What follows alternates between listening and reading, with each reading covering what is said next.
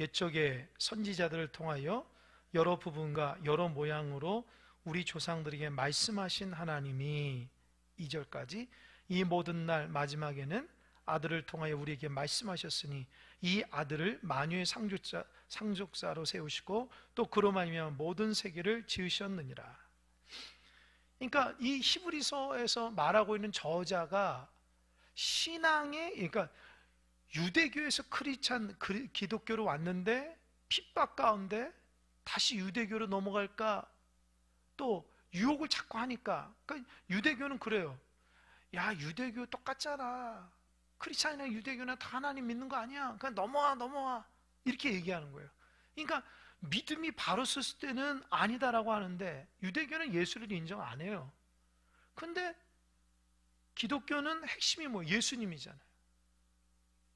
그러니까 이 히브리서 저자는 이 믿음이 갈팡질팡한 유대교로 넘어가려고, 다시 유대교로 넘어가려는 사람에게 예수님의 우월성, 구약에 나타난 인물들이나 천사들이나 그것에 비교해서 예수님이 우월하고 탁월하고 놀랍다라는 것을 보여주고 있어요. 이해가 되시죠? 그 말은 뭐냐면 너희들이 믿는 그 예수님이 얼마나 위대한지를 깨달으라는 거예요. 여러분 믿는 예수님이 얼마나 위대하신지 아십니까, 여러분? 여러분 신앙의 깊이가 들어가면 들어갈수록 아주 놀라워요. 진짜 놀랍다. 내가 믿는 예수님이 내가 생각하면 훨씬 더 위대하세요. 제가 신학교 다닐 때 조직 신학을 배우면서 굉장히 충격받았어요. 나는 중고등학교 때 어렸을 때부터 말씀을 잘 알고 성경 퀴즈 하면은 당연히 내가 잘하고 말씀을 알고 또 성경한다고 했는데, 이 조직 신학을 들으니까 하나님의 위대한, 하나님의 이름에서부터 하나님이 성경에 나타난 모습들을 배우는데요, 참 내가 생각하는 것보다 훨씬 크신 하나님이더라. 이 책을 읽어 나가는데, 그래서 저는 조직 신학이 사실 좀 딱딱하고 어려운 책인데 저는 은혜가 되더라고요. 은혜가. 왜요? 하나님의 놀라우신 분이니까. 여러분 예수님이 여러분에게 어떤 분이십니까? 잘 새기셔야 됩니다. 신앙생활하면서 예수님이 누군지도 모르고 하나님 누군지도 모르고 신앙생활하면은 그 바른 신앙이 아닙니다. 날마다 내 자신의 예수님이 누구인가, 하나님이 누군가 날마다 알아가야 되고 힘써 주님을 알고 그분을 통해서 내 삶이 점점 더 풍요로워야 됩니다. 근데 세월의 흐름 따라서 주님이 점점 내 안에서 약해지고 하나님의 영향력이 점점 약해져가지고 내 삶이 풍요롭지 못하다면 안 될 것입니다. 히브리서 기자가 처음으로 1절에서 얘기하는 것은 뭐냐면 구약에 나타난 사람과 선지자와 예수님을 비교하는 거예요. 1절에 보니까 옛적의 선지자들을 통하여 여러 부분과 여러 모양으로 우리 조상들에게 말씀하신 하나님. 여기서 중요한 건 뭐냐면 따라해보세요. 말씀하시는 하나님. 하나님은요 우리에게 말씀하십니다. 여러분 한번 대답해 보세요. 여러분 하나님의 음성 들어본 적 있어요? 하나님 여러분 가운데 어떻게 하신다는 거 들어본 적 있어요? 여러분 하나님은요 말씀하시거든요. 근데 못 듣는다면 여러분이 문제예요. 하나님은 지금도 말씀하셔요. 끊임없이 말씀하십니다. 하나님은 끊임없이 우리에게 말씀하셔요. 근데 신앙생활 하면서도 주님의 음성을 못 듣는다? 내가 영적으로 문제가 있는 거예요. 하나님은요 보세요. 옛적에 구약이거든요. 구약에 선지자를 통해서 여러 부분과 여러 모양 우리 조상들에게 말씀하신다. 그러니까 하나님께서 말씀하시는 것은 직접 말씀하시기도 하지만 선지자, 하나님의 말씀을 전하는 자들로부터 하나님의 말씀이 일어나는 거예요. 그러니까 오늘 예배 시간을 통해서 부족한 종을 통해서도 주의 음성을 듣는 거예요. 이걸 모르면 사람의 말로 들으면 안 됩니다. 하나님은 옛적의 선지자들을 통해서 여러 부분과 여러 모양으로 말씀하셨다. 선지자. 그럼 선지자가 뭘까요? 이 선지자라는 말이 히브리어로 발음이 뭐냐? 나비요, 나비. 날아다니는 나비 있죠? 그 나비요, 나비. 발음이 나비야, 나비. 이 선지자라는 히브리 나비의 뜻이 뭐냐? 원래 뜻은 부글부글 끓다, 넘쳐 흐른다, 이런 뜻이거든요. 이게 뭐냐면 예레미야 그 20장 9절에서도 있지만 하나님으로부터 음성을 듣는 선지자들은 말하지 않으면 답답해서 견디지 못하는 거예요. 이해가 되십니까? 이 마음이 부글부글 끓어가지고 하나님의 음성을 자꾸 다른 사람이 흘러 넘치게 하는 것이 선지자라는 거예요. 선지자가 뭐 이렇게 어느 날 계시를 받아가지고 뭐 이렇게도 하지만 이 마음속에 뜨거운 하나님의 마음으로 복음을 전하는 자는 다 선지자예요. 그러니까 이런 마음속에 구역 식구들 보면서 어떡하냐, 저 하나님의 뜻은 이건데 하면서 막 마음속에 부글부글 이렇게 하나님의 마음이 쫙 올라와서 이 말하지 않고는 견디지 못하는, 그렇게 해서 하나님의 말씀을 권면하고 함께 기도해주고, 그게 선지자 노릇하나. 이해되십니까? 세상적인 사람하고 달라요. 세상적인 눈으로 볼 때 말하고 싶은 게 아니라 하나님의 뜻을 전하고자 하는 사람들이 선지자라는 거예요. 마음이 터지는 거예요. 하나님의 뜻은 이건데, 하나님의 역사는 이건데. 하나님은 선지자들을 통해서 그 마음에 무엇을 보여줘요? 하나님의 마음을 보여줘요. 그리고 나와서 복음을 전하는 거예요. 여러분, 예레미야 선지자의 그 별명이 뭐라고 그랬어요? 제가 여러분 얘기해. 무슨 선지자예요? 눈물의 선지자. 예레미야 선지자가 몇 세였어요?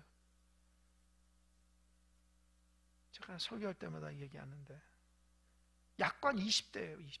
그 어린 나이에도 하나님의 음성을 들어서 그 당시 남유다 백성이 하나님의 뜻을 벗어 우상을 섬기고 자기 멋대로 살고 하나님을 신뢰하지 않아서 결국 하나님께서 바벨론을 끄집어 간다는 걸, 포로로 끌려면 그거 알고 있는 거예요. 그런데 남유다 백성은 몰라요. 하나님을 다 잊어버려요. 자기 멋대로 살아가요. 하나님께서 반드시 당신들을 바벨론 포로로 끌려갈 겁니다. 그러니까 사람들이 그래요. 막 예레미야를 때리는 거예요. 너 거짓 선지자지. 하나님이 우리를 돌보시고 우리와 함께 하는데 우리가 무슨 바벨론을 끌려가. 예레미야가 눈물을 흘리면서 그들에게, 아닙니다. 하나님의 뜻은 당신들이 돌이키지 않았기 때문에 바벨론을 끌려가서 70년 동안 회개하고 돌아올 것입니다. 하나님의 뜻을 눈물로 전하. 근데 어떻게 해요? 이스라엘 백성들은, 남유다 백성들은 깨닫지 못해요. 그러니까 어떻게 해요? 그 바른 선지자를 시위대들에 가다 넣어보는 거예요. 그때의 시위대에서 예레미야가 뭐래요? 하나님의 음성은 너는 내게 부르짖으라. 내가 내게 응답하기고 내가 알지만 크고 비밀한 일을 내게 보이리라. 그때 주의 음성을 들은 거예요. 하나님 말씀을 외쳐도 변화가 안 되고 자기 멋대로 살아가고 죄 짓는 남유다 백성에게 하나님의 심판을 얘기했는데 돌이키지 않으니까 결국 거짓 선지자에 따기를 맞고 시대 때에 딱 갇혀 있을 때에도 절망 가운데 있는 그 예레미야 선지자 하나님 말씀은 거기에서 부르짖어라. 너가 알지 못한 크고 비밀한 일 내가 너한테 또 보여주겠다. 이게 선지자입니다. 자기 얘기하는 게 아니라 하나님의 말씀을 얘기하는 거예요. 하나님의 뜻을 얘기하는 게 나비 선지자예요. 선지자의 마음은 늘 영혼 사랑으로 채워지고 하나님의 뜻을 순종하고자 하는 마음으로 들끓어야 돼요. 여러분, 그 구약에 나오는 거짓 선지자는 어떤 선지자 아세요? 예레미야에서 그렇게 해요. 볼이 한 움큼을 얻기 위해서 거짓말을 하는 것이 선지자예요. 자, 그러니까 하나님의 음성이라고 얘기했는데 하나님의 뜻이 아니라 사람에게 인정받으려고 얘기해가지고, 우리 저기 있잖아요. 그 뭡니까?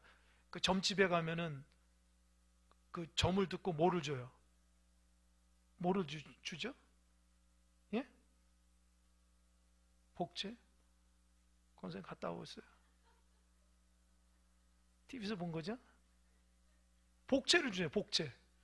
그죠? 복채를 탁 주잖아요.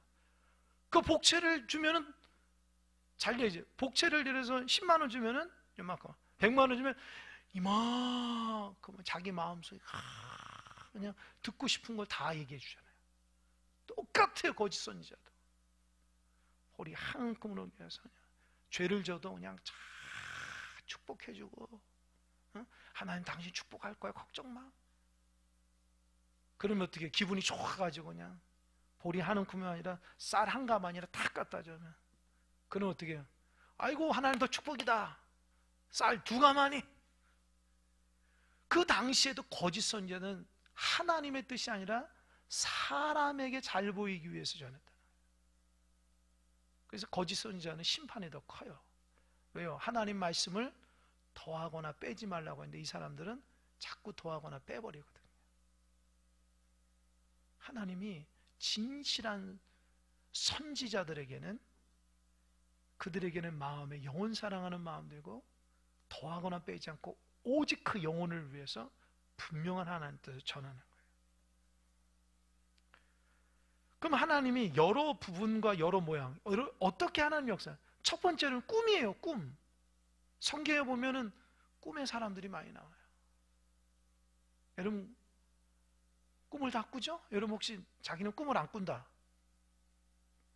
다 꿉니다. 본인이 몰라서 그러지. 그리고 우리가 다 아침에 일어났을 때 기억나는 꿈은 일어나기 전에 꿈꾸는 거예요. 근데 제가 강대상에서 이런 얘기 좀 하긴 좀 그렇지만, 개인적으로 얘기하자면 하나님도 저에게 꿈으로 말씀하실 때가 많아요. 꿈을 꾸면은 예를 들어서 아침에 일어나서 잠깐 이렇게 새벽기도 나오기 위해서 하나님 무슨 꿈을 하나 딱, 그러니까 평상시는 모르다가 특별하게 기억되는 꿈들이 있어요. 근데 그 꿈은 진짜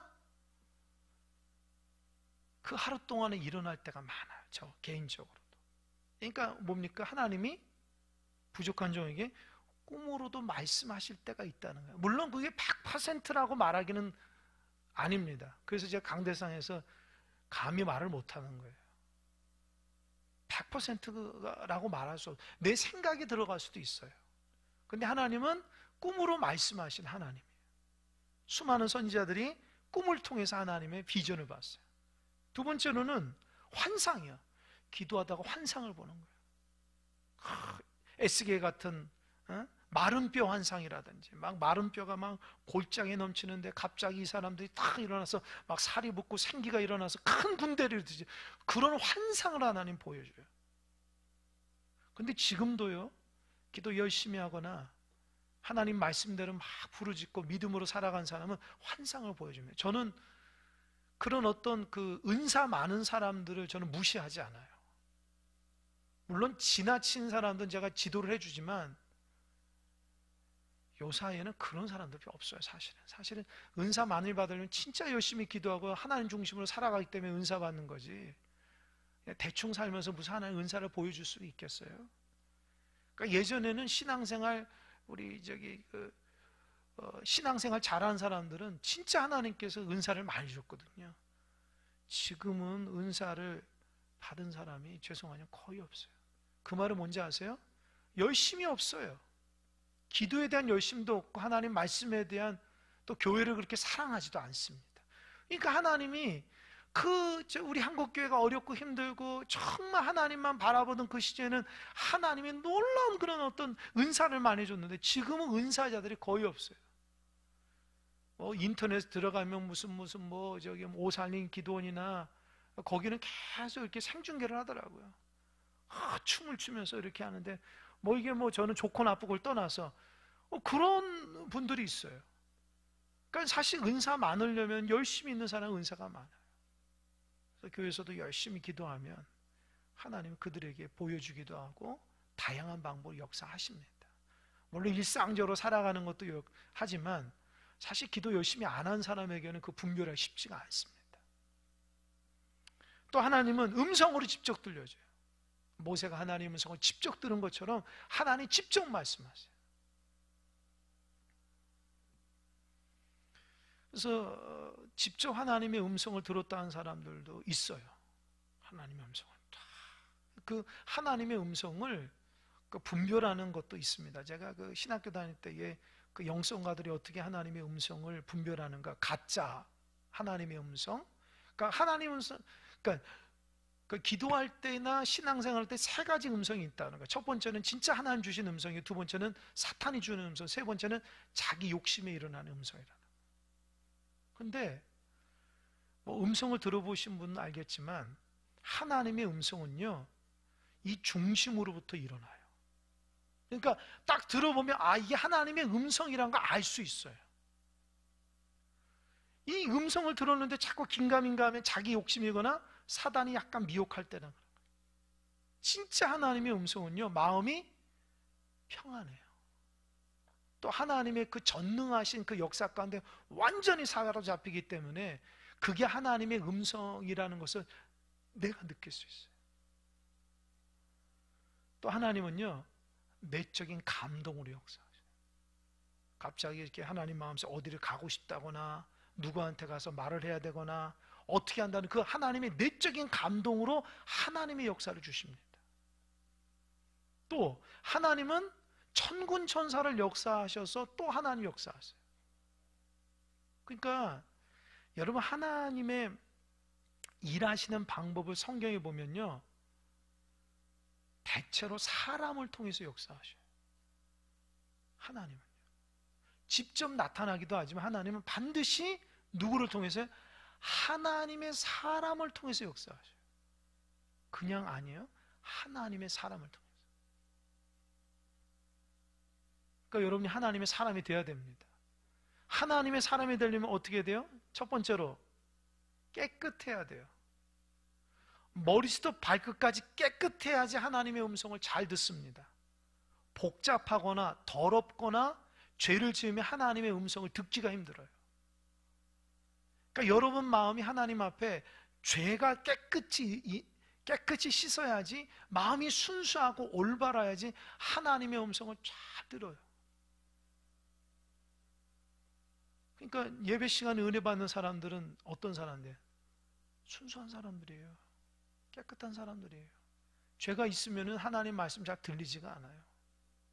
그러니까 여러분 마음속에 진짜 하나님의 음성을 제대로 들으려면 여러분 예배하기 전에 회개부터 하고 오셔야 돼요. 내 마음을 점검받고 내 마음에 그 하나님의 성전이 내 마음에 세상적인 가득 차 그거 다 내려놓고 빈 마음으로 하나님의 말씀을, 또 하나님의 음성을 듣고 하나님 앞에 영을 받겠다라는 깨끗한 심정으로 와야지 은혜 받아요. 세상적인 마음이 가득 차면은 하나님 말씀이 들어갈 데가 없어요. 은혜도 안 돼요. 그런데 변화도 안 되죠. 그냥 깨끗해야 돼. 깨끗해. 그래서 마음이 깨끗해야 돼요. 깨끗한 거 어떻게 알아요? 본인이 알아요. 내 마음이 깨끗한지 복잡한지 죄를 졌는지 하나님 앞 빈신하지 않는지, 내가 요즘 무엇 때문에 고민하고 있는지, 내가 요즘에 매달리는 게 뭔지 스스로 안다고요. 그러니까 하나님 앞에 깨끗해야 돼요. 그렇게 하나님은 여러 부분과 여러 모양으로 하나님 말씀하거든요. 그런데 2절을 보니까 이 모든 날 마지막에는 아들을 통하여 우리에게 말씀하셨으니 이 아들을 만유의 상속자로 세우시고 또 그로 말미암아 보는 세계를 지으셨느니라. 여러분, 구약에서 제일 마지막 장이 뭐죠? 구약의 맨 마지막에 있는 책이 뭐예요? 예? 말라기잖아요. 그죠? 역시 최장로님 다 말라기 좋습니다. 말라기. 그럼 여러분, 말라기에서 신약의 처음이 어디예요? 마태복음이죠. 이 말라기에서 마태복음까지 나오는 여기 몇 년인지 아세요? 말라기 이후로 하나님의 계시가 딱 끊겼어요. 그리고 신약에서 예수님이 탄생부터 나타나거든요. 그러니까 말라기에서 예수님의 탄생까지 그 암흑기라고 그러거든요. 암흑기, 그게 400년입니다. 400년 동안 하나님 말씀하지 않아요. 구약에서 수없이 말씀하신 하나님이 말라기 이후로 말씀하지 않아요. 그리고 여기서 말한 것처럼 모든 날 마지막 신약은 예수님의 탄생으로 시작해요. 그러니까 예수님을 탄생, 그때는 선지자가 아니라 직접 하나님 대신 예수 그리스도 이 땅에 내려오셔서 계시하고 말씀하시는 거예요. 이제 의도를 알겠죠? 그러니까 유대교는 구약을 최고예요. 신약은 쳐주지도 않아요. 그러니까 그리스도인들은 구약과 신약을 다 알잖아요. 믿잖아요. 그러니까 구약을 우월하게 생각하는 유대교는 수없이 많은 선지자들에게 다양한 방법으로 있었으니까 그 유대교를 신봉하는 유대교 사람들은 그 선지자들을 굉장히 높이 쳤거든요. 근데 하나님 뭐라고 그랬어요? 마지막에는 하나님이 직접 내려와서 말씀을 전, 이분이 예수 그리스도, 비교가 안 된다는 거예요. 이들은 사람이지만 예수님은 하나님이니까 우월하다는 거예요. 그런데도 유대교로 갈 거냐는 거예요. 하나님, 지금 하나님 자신 예수 그리스도 이 땅 가운데 우리가 말씀하시는데 아무것도 없는 그 옛날로 다시 돌아갈 거냐는 거예요. 무슨 말씀인지 알겠죠? 이 모든 날 마지막에는 아들을 통해 우리에게 말씀하셨으니 이 아들을 뭐라고 그랬어요? 첫 번째, 만유의 상속자로서, 이 만유가 뭐예요? 온 세상의 상속자, 하나님의 유업을 받는 자. 그러니까 이 땅의 상속자라는 거, 하나님이 이 땅을 다스릴 수 있는 통치권을 주신다는 거예요. 그분이 누구예요? 예수 그리스도께서 이 땅을 통치하신다. 그러니까 모세나 뭐 예레미야나 뭐 엘리야나 아무리 우리 시대에 날고 기어도 하나님 대신 예수 그리스도가 이 만유를 통치하시는데 비교가 되냐는 거예요. 너희들이 지금 힘들고 어려도 그리스도를 믿는 이 신앙이 얼마나 위대한데 다시 옛날로 유대교로 돌아간다고? 무슨 말인지 알겠죠? 예수님이 만유의 통치자라는 거, 통치자. 두 번째, 또 그로 말미암아 모든 세계를 어떻게 했어요? 지으셨다. 이 부분이 굉장히 중요해요. 여러분, 하나님은 삼위일체라고 그러잖아요. 그죠? 삼위일체. 그러니까 그러니까 성경에는 삼위일체라는 말이 없어요. 그런데 성경을 연구하고 있는 신학자들이 성부 하나님, 성자 하나님, 성령 하나님이 세 분 있고 또 한 분으로 역사한다는 거예요. 그러니까 삼위일체라는 거예요. 그러니까 오늘도 마찬가지예요. 보통 우리가 성부 하나님은 창조하시고, 성자 하나님 예수님 우리를 구속하시고, 성령 하나님 우리를 어떻게 해요? 지금도 우리와 함께 하면서 우리를 감동으로 인도하신 분이잖아요. 근데 그분은 그 어떻게 하냐? 오늘 본문 보면 2절 보니까 그로 말미암아 모든 세계. 우리 보통 성부 하나님이 세상을 지으셨다고 하는데 성자 예수님도 모든 세계를 창조자로서 역사하셨다는 거예요. 이해가 되시죠? 그러니까 이거를 여러분, 신학이 뭐냐? 이 말씀을 원문으로 읽어가면서 그 뜻이 무엇인가 연구하는 게 신학이에요. 예수님이 창조자라고? 익숙하지가 않잖아요. 근데 분명히 히브리서 1장 2절에서는 성자 예수님이 세상을 만들어놓은 창조자로서 역사하는 거예요. 그러니까 어떻게 해요? 삼위일체 하나님이라는 것이 느껴지는 거예요. 하나님이 지금도 모든 세계를 지어서 역사하신다. 그러니까 유대교로 들어가면 그 위대한 선지자라든지 천사라든지 세계를 지으시고 창조하시는 존재가 누구냐는 거예요. 없다는 거예요. 그러니까 예수 그리스도는 이 세상을 지어서 가시니까 그 예수님 안에서 우리가 신앙을 하니까 얼마나 위대하신 분이라는 걸 알고 유혹받지 말라는 거예요. 3절에서는 또 이는 누구냐면 예수님이에요. 이는 하나님의 영광의 광채시여 그 본체 형상이시라. 이 부분이 중요한데요. 성경에는 하나님은 빛으로 나타나요. 빛으로. 제가 자료를 찾아보니까 그 출애굽기 33장 18절에서 23절에 보니까 모세가 하나님이 이렇게 지나갈 때에 보질 못하고 뒷모습만 보거든요. 하나님 보면 죽으니까. 그죠? 하나님 못 봐요. 근데 하나님을 볼 수 있는 것이 있어요. 누구냐? 예수 그리스도. 그러니까 하나님이 어떤 분인가를 알 수 있는 것이 누구냐면 예수님을 통해서 하나님을 보는 거예요. 그래서 요한복음 보면은, 요한복음 14장 9절에 보면 나를 본 자는 아버지를 봤다, 이렇게 얘기해요. 그러니까 예수님을 보면 하나님을 보는 거예요. 그러니까 하나님이 이 땅에 내려오신 거예요. 이해가 되시죠? 그래서 제가 예전에 한번 얘기했는데 여러분 다 까먹으셨을 거예요. 제가 신학교 다닐 때에 유명한 신학자인데 몰트만이라고, 희망의 그 신학을 잘 몰트만이 쓴 책 중에 십자가에 달리신 하나님이라고 책이 있어요. 여기 십자가에 달리신 분이 예수 그리스도인데 십자가에 달린 하나님이라고 해요. 성부 하나님. 그게 어디서 나오느냐? 삼위일체에서부터 나오는 거예요. 예수님이 십자가에 달려 돌아가신 것은 하나님의 십자가에 달려온 것 똑같다라는 거예요. 왜요? 이제 나를 본 자는 하나님을 봤다고 그러잖아요. 그러니까 예수님은 하나님과 함께 동행하시는 거예요. 그러니까 예수님의 모든 일들은 하나님이 하시는 거예요. 그러니까 영광의 광채. 그래서 예수님 그러잖아요. 나는 세상의 빛이라. 빛이라. 예수님께 가까이 나오면 어둠이 물러간다는 거 아닙니까? 그래서 여러분 예수님 가까이 하시기 바랍니다. 여러분 안에 어둠이 다 물러가야 돼요. 여러분 어두우면 안 돼요. 마음이 어두운 사람들은 예수님 가까이 가지 어둠이 물러가는 거예요. 여러분 어둠을 물러가라 한다고 어둠이 물러가요? 밝은 대로 내가 나가야지 내가 밝아지는 거 아닙니까?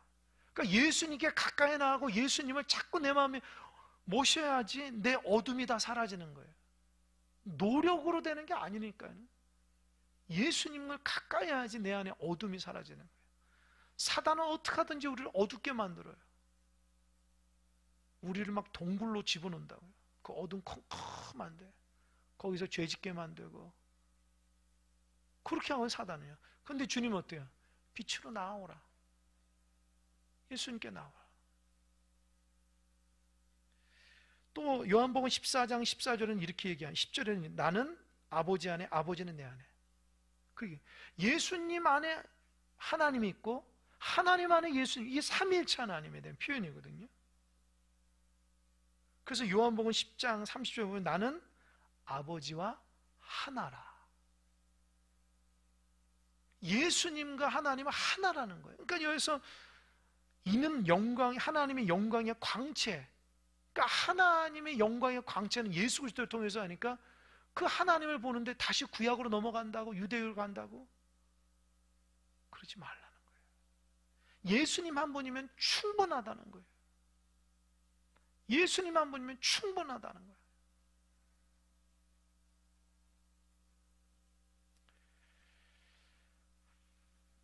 그리고 그 본체의 형상이 아까 그 얘기요. 그리고 3절 그의 능력의 말씀으로 만물을 붙드시며 죄를 정결하게 하신 이는 높은 곳에 계신 지극히 크신 이의 우편한. 그 다음에 그 능력의 말씀으로 만물을 붙드. 그러니까 예수님이 말씀하실 때에 그 능력의 역사. 예를 들어서 귀신 들린 자에게 귀신을 떠나라니까 귀신이 도망가잖아요. 왜요? 그 말씀의 능력이 있으니까. 일어나 걸으라니까 걸어요. 나사로야 나오라니까 나와요. 왜요? 능력이 있기 때문에. 그러니까 여러분, 제가 여러분 기도 응답받는 원리를 가르쳐 드릴게요. 주님이 여러분 삶 가운데 그렇게 해라고 말씀하셔야지만 되는 거예요. 이해되세요? 그러니까 내가 아무리 기도 많이 한다고 되는 게 아니라 주님 말씀해 주십시오. 주님이 한 말씀이면 될 줄 믿습니다. 아멘? 그 믿음으로 기도하는 거예요. 우리는 무슨 불공 들이듯이 이렇게 정성을 기하며 하나님이 응답하신 그런 종교가 아니에요. 주님이 말씀해야지 응답되는 거예요. 그러니까 우리는 믿음을 가지고 부르짖고 믿음을 가지고 예배하며 믿음을 가지고 신앙의 삶을 살아갈 때에 주님께서 원하셔야지 되는 거예요. 내가 원해서 되는 게 아니라 주님이 원하셔야 되는 거예요. 이게 신앙입니다. 그러니까 여러분이 하나님 기준에 맞춰야지 하나님을 자꾸 내 기준에 맞추려면 안 돼요. 그 능력이 안 생기는 거예요. 그러니까 그의 능력의 말씀으로 만물을 붙드시는 거예요. 하나님이 말씀하시기 때문에 붙드는 거예요.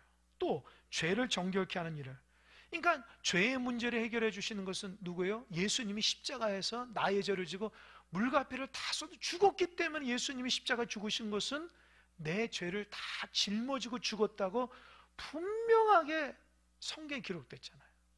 그러니까 여러분, 수없이 많은 죄는 십자가에 못 박아야 돼요. 할렐루야? 할렐루야? 여러분의 노력으로 죄가 없어지질 않아요.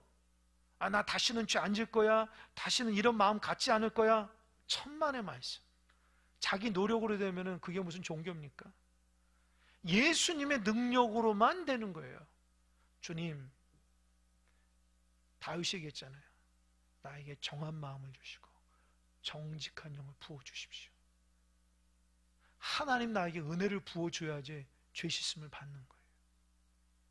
주님, 십자가에서 나의 죄 때문에 십자가 달려들어는 주님, 제가 오늘도 이런 죄 때문에 주님 앞에 예수 그리스도의 보혈의 피 그 은혜를 의지하며 기도하니 회개하오니 주님 용서해달라고 할 때 예수님의 이름으로 깨끗이 씻음 받는 거예요. 왜요? 예수님 십자가 달려 돌아가셨기 때문에 우리의 모든 정과 욕심과 죄는 예수의 십자가 앞에 내려놔야지만 깨끗해지는 거예요. 그 죄를 여러분 짊어지지 마십시오. 주님 앞에 자꾸 내려와야 돼요. 그래서 주의전에 와서 예배하고 기도할 때마다 여러분 다 죄를 버리고 가야 돼요. 깨끗하게 돼요. 예수님이 다 모아가지고 불태울 거예요. 아멘? 아멘? 여러분 마음속에 죄를 간직하지 마세요. 그 죄가 여러분하고 인생을 망치게 만듭니다. 죄의 싹은 사망이에요. 죄가 계속 짓잖아요. 그 죄로 인해서 영적으로 죽어가는 거예요. 또 한 가지, 높은 곳에 계신 지극히 크신 이 우편에 앉으셨다. 예수님이 밑바닥까지 떨어졌잖아요. 십자가를 죽으셨다가 부활하심으로 어떻게 했어요? 승천, 승귀라고 그래요. 어려운 말은 승귀. 아주 귀, 그 보호자 높은 곳에까지 오르셨다는 거예요. 그 말은 뭐예요? 하나님이 이제 그곳에서, 하나님 우편에서 만물을 다스린다는 거예요. 그러니까 이 히브리서 기자는 유대교에서 하나님의 은혜로 예수를 믿어가지고 기독교인이 됐는데, 핍박 가운데 또 유혹 가운데 이 믿음이 막 흔들려가지고 다시 유대교로 넘어갈까 하는 사람에게 정신 차리라고 뒤통수한테 확 치는 거예요. 너가 믿는 예수님이 최고니까 다시 엉뚱한 데 가가지고 옛날로 돌아가지 말라고 뒤통수에 탁 때리는 거예요. 예수님 한 분밖에 없다고. 하나님은 예수 그리스도를 통해서 말씀하신다고. 모세나 선지자나 그 어떤 천사가 아니라 하나님 자신인 예수님이 와서 우리에게 말씀하시니까 그 믿음을 어떻게 해요? 끝까지 붙잡으라는 거예요. 할렐루야. 그래서 히브리서를 보면 믿음이 연약한 자가 정신이 바짝 드는 거예요. 내가 믿는 예수님이 얼마나 위대한 줄을 알게 되는 거예요. 앞으로 계속해서 히브리서를 통해서 하나님의 뜻을 알게 될 텐데, 여러분이 부족하고 연약한 믿음이 또 예수님을 통해서 다시 한번 여러분의 믿음이 잘 정립되는 계기가 됐으면 좋겠어요. 수요일에 꼭 나오셔서 하나님 말씀을 여러분 훈련 받으시기 바랍니다. 기도하겠습니다.